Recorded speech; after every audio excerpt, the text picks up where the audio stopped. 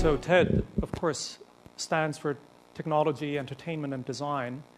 But more recently, it's expanded to include many other issues. And I'm not sure whether maybe you can see this, but I just did the search on the TED website on the term happiness.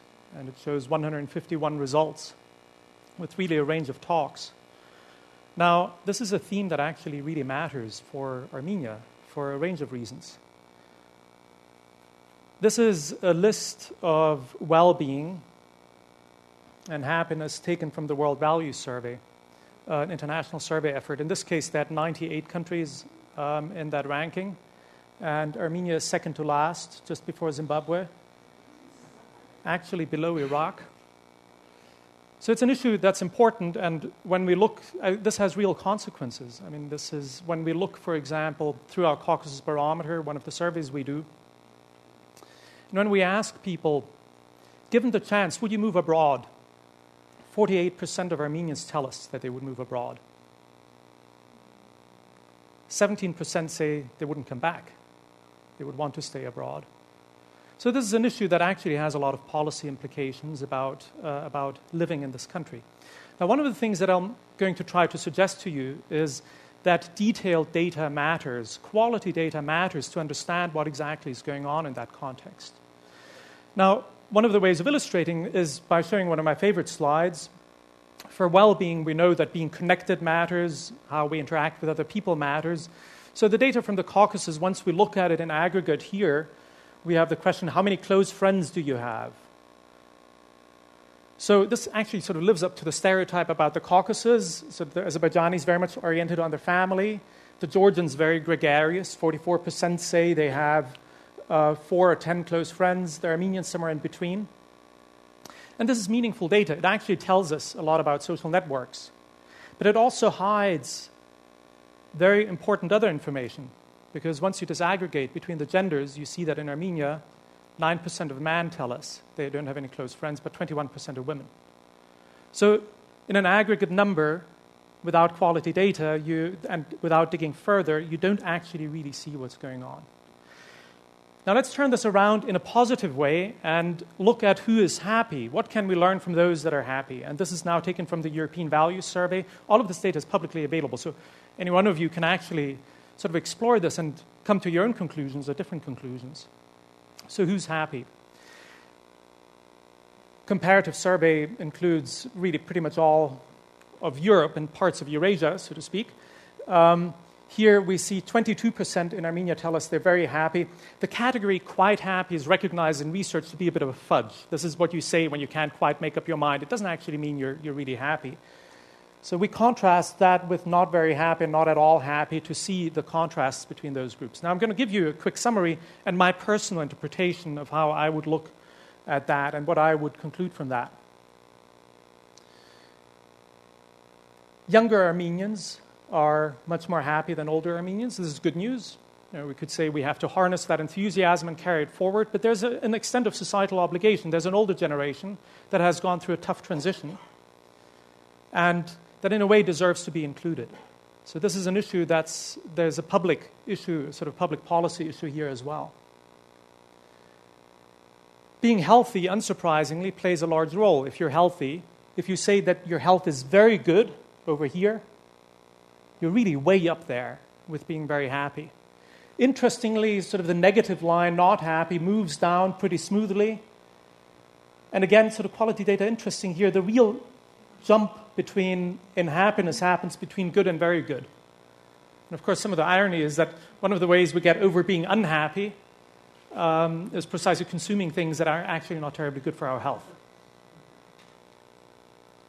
Religious attendance. We had that today as a theme. And it's in the background. We see that those people that attend for more than once a week, religious services for more than once a week, they're happier than people that sort of attend very rarely. Interestingly, over here, people that sort of say they never attend, practically never, which is a sort of very strong statement because here it's less often than a year. We actually see that there's an uptick there. Again, that conforms to research we've seen in many other places, that having a firm system of beliefs and actually practicing and adhering to that system and doing that very regularly, that really matters for how you live and how you feel yourself, how you how you think about your life. Now, what could I be showing here? Any suggestions? Smiles? Yeah. People we work with. Yeah. I mean, it's an honor. It's really nice to be standing here, but the people that make sure that I have something to say are all of these people, my colleagues, that make this happen, people from Armenia, Georgia, and Azerbaijan working together who pull this together.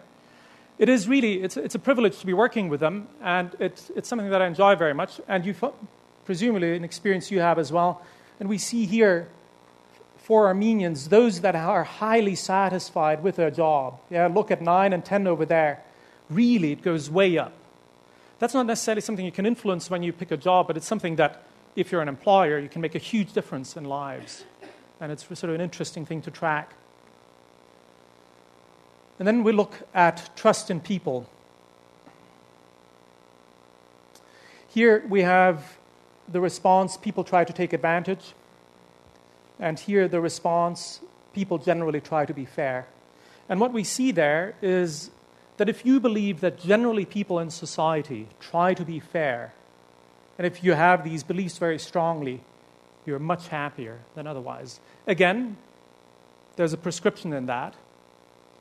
It's worth having the right expectations. It's worth building patterns of reciprocity, expanding them and contributing to things going better in society. If you are over on that side, this is really good for you and it's good for society. And in terms of responsibility, here, that slide, so a slightly more mixed picture where we ask the question, or where the question is asked, are things the responsibility of the state, or is ultimately the individual responsible for sorting out problems? The one clear thing that we can see is if you think that all the responsibility with the state, this is really that externalization goes along with not being particularly happy. And that really leads me here to the last slide that I think carries some of the main message that I wanted to put across. We here compared 3 countries. We compared Armenia, Denmark, which is among the happiest, and Estonia, which is sort of moves out of also through a transition experience.